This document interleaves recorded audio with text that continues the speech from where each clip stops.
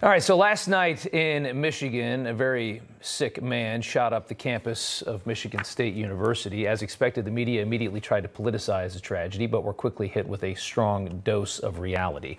The Michigan State gunman killed 3 and injured 5 before he shot himself. Heartbreaking to look at the pictures there. Michigan Democrat House Whip put out an official statement, immediately going to politics on this. F your thoughts and prayers. Our office will continue to work tirelessly to pass common sense gun reform immediately, from some clown that didn't even know what had happened yet. Congresswoman Elise Slotkin then jumped in and decided to say this.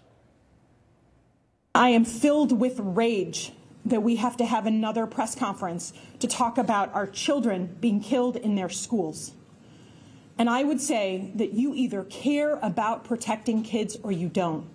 You either care about having an open, honest conversation about what is going on in our society, or you don't. So you've been preconditioned to believe that the suspect would be a young white kid with an AR-15 that he legally just bought at Dick's Sporting Goods, and that could have been prevented if only Republicans would quit being such morons about guns. But again, none of that was the case. There's the killer, 43-year-old Anthony McRae. And he did all of that damage with a pistol he acquired illegally. And then we learned none of this would have happened if the state of Michigan actually enforced law and order, which of course is not very fashionable in blue states anymore. It turns out that McRae previously had a felony gun charge that was dismissed by a progressive prosecutor. He should have been in jail last night when he committed this crime. In 2019, he was convicted of illegally carrying a concealed pistol without a permit. He faced up to 5 years in prison, would have been in jail till 2024.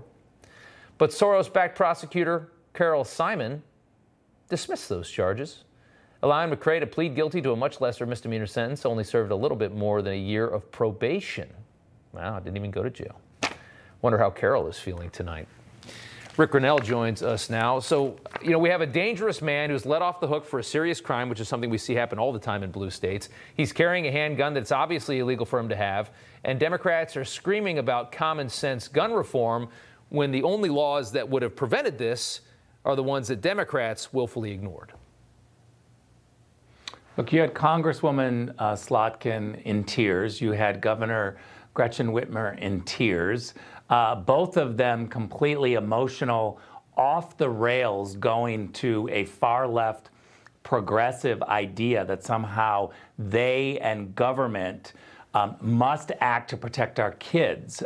First of all, the problem that I have is raising the bar and telling everybody that government somehow is going to absolutely protect kids is shameful, because that cannot happen. Government can do a whole bunch of things, like put cops and security guards on every single campus, whether it's a college campus, a university, or an elementary school. We should be protecting our kids. Why isn't Governor Whitmer taking this seriously? She's out there crying about the fact that we're not protecting kids, yet telling people that the only way to protect kids is to take away guns, when she has the ability to put armed guards at every single school, including Michigan State. She should be impeached for being way too emotional and unable to really look at issues to solve issues. She's out there crying at a press conference instead of doing good work. Yeah, and they immediately politicize the subject.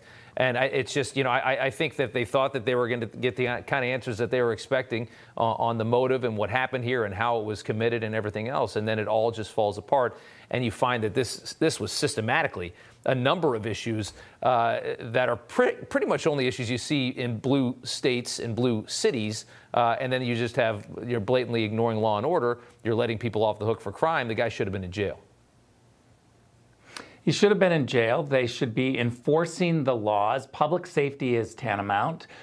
Protecting our kids is tantamount. Why is Governor Whitmer crying about gun issues when she has systematically failed to protect our kids over and over and over? Why isn't she putting armed guards at Michigan State University or at elementary schools? Yeah. Why is she lecturing us and wagging her finger and crying about government doing something when she has the ability to actually do something and she's unwilling to do it? I guess we shouldn't be surprised. I want to get to one more topic that I know that you're hot on. It appears that our State Department would rather indulge in gourmet dinners than take part in actual diplomacy. They're now using taxpayer dollars on what's called a diplomatic culinary partnership.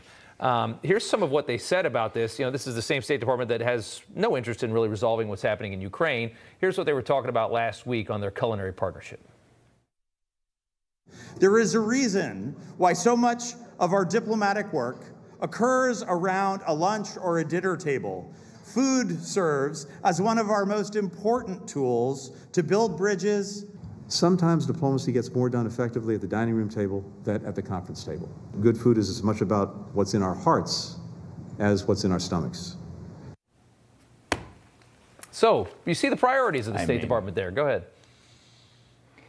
It's completely offensive to the Foreign Service officers who join the Foreign Service to work for America to solve problems. I can tell you at the State Department there are a whole bunch of Foreign Service officers who don't want to sit around and have a meal and pretend like that's what they're doing. Good diplomacy starts with strong America First messaging and messengers, not with food. The idea that you're going to push the Foreign Service, push the State Department into this weak position of just sitting around eating and drinking good food and good wine is so offensive to me. Somebody who has spent 12 years at the State Department. It's also, Rob, coming from the same people who mocked Donald Trump for having tough ambassadors. They don't want tough diplomacy.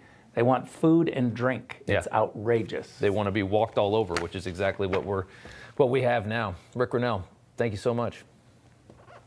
Thanks, Rob.